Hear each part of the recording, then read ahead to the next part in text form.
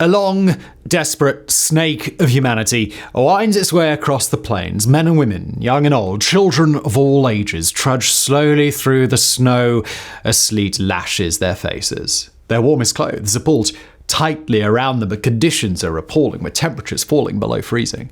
Occasionally, one of the parties sinks to their knees, no longer able to continue. At the start, others would attempt to help them to their feet. But with so many falling by the wayside, it had long become impossible to help everyone. This group of dejected humans are from the Choctaw Nation, a Native American tribe from the southeast, many of whom had fought alongside the Americans during the War of Independence and again during the War of 1812. However, past loyalties counted for little regarding matters of expansion and the concept of manifest destiny. Their journey west during the devastating cold winter of 1830 to 1831 was just the first of many tragic forced migrations. Eventually, almost the entire Choctaw people were transferred from their homeland to lands labeled Indian Territory in what is today Oklahoma. And there was more. The Choctaw were later joined by the Cherokee, the Muskogee, the Seminole, and the Chickasaw as the United States sought to cleanse its lands of its true native people. These groups have been labeled as the 5 civilized tribes because of their openness to adapt to Anglo-American culture. These were the Native Americans that the new Americans got on best with and coalesced with in relative peace. Imagine what happens to the tribes they deemed uncivilized.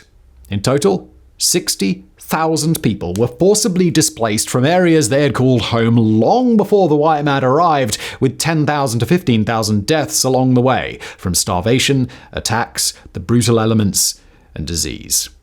Those numbers are vague because, to put it bluntly, nobody was counting. The term for this horrific period, which some reasonably label genocide or ethnic cleansing, came from a quote taken from a Choctaw chief shortly after the first murderous walk, referring to the horror as the trail of tears and death. What happened between 1830 and 1833 may have been one of the worst examples of forced removal, but in the grand scheme of what happened to the Native American population between 1492 and the late 19th century, it was just a drop in the ocean. When the murderous thug who somehow managed to become a national hero, Christopher Columbus, arrived in the region in 1492, the native population in what eventually became the United States was between 40 and 60 million. By the time the US Army took its terrible revenge for Custer's last stand at the Battle of Wounded Knee in 1890, sorry, did I say battle? I should have said massacre, the native population had fallen by an astonishing 90%. This event has been labelled as a rough end to the Indian War, although resistance did continue until the 1920s. There were some Native American tribes, such as the Cheyenne, Sioux, Apaches, and Comanches, who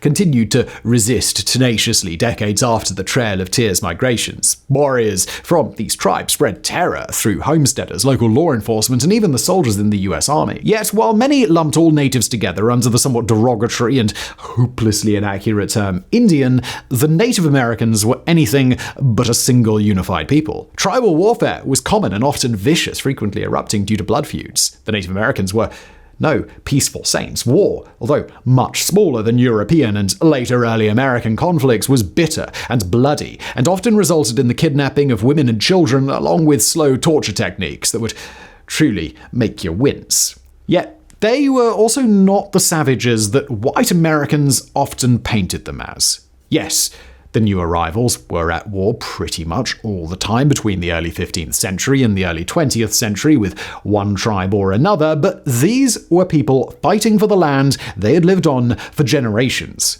Slowly, some tribes began to realize that relentless war with the better equipped white people was futile and may even lead to their complete destruction. Call it capitulating, call it cleverly assimilating, call it whatever you want. But several nations began to be much more receptive to the ideas that the US government was pushing their way. These included specific colonial attributes such as the adoption of Christianity, centralized government, literacy, market participation, and something that we don't hear much about, the purchase and enslavement of people from Africa. Slavery was nothing new to many native tribes. Still, the image of Native Americans owning enslaved Africans bought from the white colonists doesn't sit particularly well with modern sensibilities. However, it was a sad reality of the highly convoluted times. As we mentioned earlier, Many of these tribes fought alongside the emerging United States during the War of Independence and then again during the War of 1812 against the British. These were considered the most civilized native people, certainly not equals, but better than the others. And yes, despite the shaky acceptance, these tribes still endured a series of treaties that slowly but surely stripped away their lands, their rights, and their freedoms. From 1778 to 1871, the United States signed no fewer than 370 treaties with different native nations, none of which worked out well for those who had been there the longest. Even if what was initially offered was fair, the Americans would break the treaty in a matter of years once gold was discovered in the region, or simply the cry for more land became a little bit louder. By the late 1820s, the cry to move the 5 civilized tribes had become deafening. So, the Indian Removal Act of 1830 is going to be forever associated with President Andrew Jackson, who had long championed ejecting the tribes from the Deep South. However, although the Georgia Gold Rush of 1828 significantly sped up the process, Native Americans had already been pushed westward for decades. The law passed by a narrow margin and was officially described as an exchange of lands with the Indians residing in any of the states or territories and for their removal west of the River Mississippi. This exchange involved the United States taking the spiritual home of the native people and offering them instead larger pieces of land out west in what is now modern Oklahoma. Land that they neither wanted nor had any connection with. The word exchange would be laughable if what came next wasn't so terrible. Support of the law was by no means universal. There was a clear ideological divide between North and South, and several notable opponents, including perhaps the most famous frontiersman of all time, Davy Crockett. Several of the native tribes appealed the decision, but were all rejected, and it now be a case of move or we'll forcibly move you. Now, the first forced migration came about because of the Treaty of Dancing Rabbit Creek, which was signed on the 27th of September 1830. Now, as unpleasant as what came next was, it's important to highlight a few points here. Some people describe these migrations as forced death marches, much like the Nazis did with the remaining Jewish prisoners towards the end of World War II. However, we need to be careful with that narrative.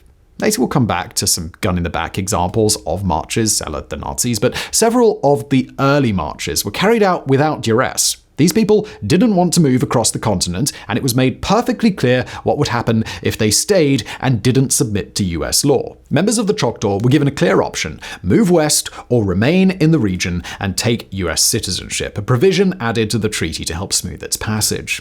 The term used at the time was voluntary removal, which almost certainly made white people feel a lot better about what was happening, but it would be lunacy to suggest that the Choctaw wanted to move. However, this was certainly not always a case of US soldiers rounding up men, women, and children and forcing them to march at gunpoint.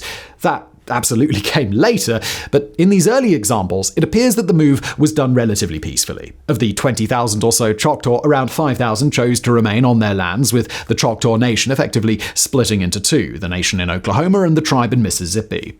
The first major migration occurred in November 1831, with two groups meeting at Memphis and Vicksburg. Wagons had been put on to ferry the group out west, but most got stuck due to the horrific winter conditions and flooding. Both parties remained in place with temperatures well below zero, with food rationing consisting of little more than a handful of boiled corn, 1 turnip, and 2 cups of heated water daily. While the group leaving Memphis eventually traveled up the Arkansas River and onto Little Rock by wagons, the group from Vicksburg simply disappeared in the vast swampland of Louisiana, reportedly because of an incompetent guide. Two further migrations occurred, one in 1832 and the other in 1833. The first coincided with a savage cholera outbreak, and 3 migrations saw 2,500 deaths even before the Choctaw arrived in Oklahoma.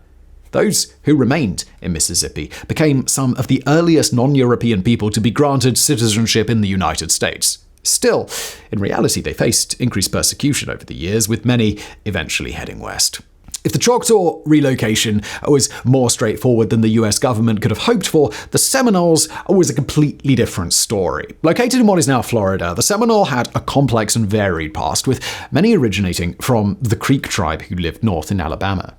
To the Creeks, these were deserters who had forsaken tradition, but in a typical boneheaded colonial way, the US government decided to simply merge the Creeks and the Seminole in Oklahoma. The Seminole had also swollen in size because they'd taken in escaped enslaved people, and their return was another stipulation added by the government. And you certainly don't need me to tell you what any of the ex-slaves thought of this. After signing the Treaty of Payne's Landing in May 1832, the Seminole chiefs backtracked, saying that they did not have the power to decide for all in the nation. A standoff ensued, and while some smaller villages were pursued to move, the larger bulk of the Seminole stood firm. Local militias were organized, and the US government began moving troops into the region. The Seminole knew perfectly well what was coming, and they decided to strike first. On December 28, 1835, a detachment of 110 US soldiers was traveling up the Fort King Highway on a resupply mission when Seminole warriors ambushed them. All but 3 of the soldiers were killed. Violence erupted in the region, with plantations burned and scores of settlers killed. The US government increased troop numbers but could never subjugate the Seminole fully. A decade after the treaty's signing, and the 500 or so surviving Seminole retreating into the swampy Everglades, the US government essentially washed their hands of this stubborn tribe and moved on. To this day, the Seminole have a worthwhile claim of being the only native tribe to have ever been fully defeated. So, the stories of the Creeks and the Cherokee followed similar lines, with tragic outcomes that saw some of the worst scenes along the entire Trail of Tears. The US government changed tactics with the Creeks by dividing up their land into allotments and giving them a choice of staying or selling up and moving on. Sounds reasonable, but actually it wasn't reasonable at all. A large section of the Creeks had already been forced from Georgia into the Indian Territory out west, but around 20,000 remained in Alabama under this allotment system, a system that was about as natural to the Creeks as living in teepees was for most of the Western world. The Creeks were never given a fair chance with this option, and settlers' rampant incursions on their lands quickly inflamed the situation. The destruction of the small village of Roanoke led the government to declare a war, and federal troops arrived in 1836 to forcibly remove the remaining Creeks. Over 15,000 Creek members were rounded up and marched for hundreds of miles until they reached the Indian Territory, with 3,500 dying on the way. Our once vibrant, multilingual society had been utterly decimated. The Cherokees called what happened to them Nunada Ulsun Yi, the place where they cried, and the forced removal of the remainder of the Cherokee nation saw the highest number of deaths. The Cherokees, based mainly in Georgia, had long occupied lands greedily looked upon by outsiders, sparsely populated, fertile, and thanks to a significant find in 1829, apparently also rich in gold. The Cherokee were divided over whether to move to the Indian Territory. Some felt that further resistance to the Great White Tide was futile and would endanger the nation further, while others remained vehemently opposed to any relocation. While other tribes took tentative legal steps to prevent their removal, the Cherokee took their fight to the Supreme Court in 1830. Initially, the highest court in the land refused to hear the case because the Cherokee were deemed a dependent nation. However, in Worcester and Georgia, heard in 1832, the judges ruled that Georgia could not impose its laws on Cherokee territory. However, complicated legal jargon was one thing, and the reality, on the ground, was something very different. With tensions simmering between militia groups and federal soldiers, President Jackson, who had championed the Indian Removal Act, refused to order government troops to defend Cherokee rights. In 1835, a minority breakaway faction of the Cherokee, known as the Treaty Party, signed away Cherokee lands in exchange for $5 million and further funds for educational purposes. Despite the howls of protests from the majority of the Cherokee Nation, including its leader, Mysterious Little White Bird, or John Ross, the Treaty of New Echota was rubber-stamped by President Jackson. No doubt with great glee, as the forced removal of the largest of the civilized tribes had finally been legitimized. The removal of the Cherokee was done over 3 stages. The first, voluntary. The next 2, most certainly not. In May 1838, as the deadline for voluntary relocation came and went, 7,000 militia troops arrived in Georgia and began herding the Cherokee into what can only be described as concentration camps. The same occurred in Tennessee, in North Carolina, in Alabama, less than 2 weeks later. Once collected, the Cherokee were marched to 2 different points to cross the Tennessee River, but the entire option quickly descended into farce. An intense drought meant water levels were absurdly high, and boats frequently needed to be unloaded and loaded again. Casualty rates for both Cherokee and colonial soldiers were devastatingly high, and many Americans chose to abandon their position rather than continue. The fiasco meant that the crossing was eventually abandoned. The Cherokee spent an entire summer in 11 internment camps in the sweltering heat, where dysentery and other diseases tore through them. The The process had been so catastrophic that Chief John Ross petitioned General Scott, the man responsible for the operation, to take charge himself. In a rare act of humanity, General Scott agreed and even approved payment from Army funds. Ross, a pragmatic and hugely respected man within the Cherokee Nation, commandeered a vast army of wagons and organized them into 12 trains. Each had a physician, interpreters, commissaries, managers, wagon masters, teamsters, and even gravediggers. If they were to trek for more than 2,000 miles, Ross was determined that losses would be kept to a minimum.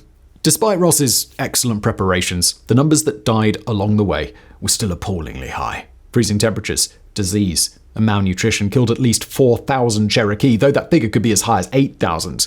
The repercussions for those participating in the Treaty of New Choctaw were severe, and numerous assassinations occurred in Oklahoma.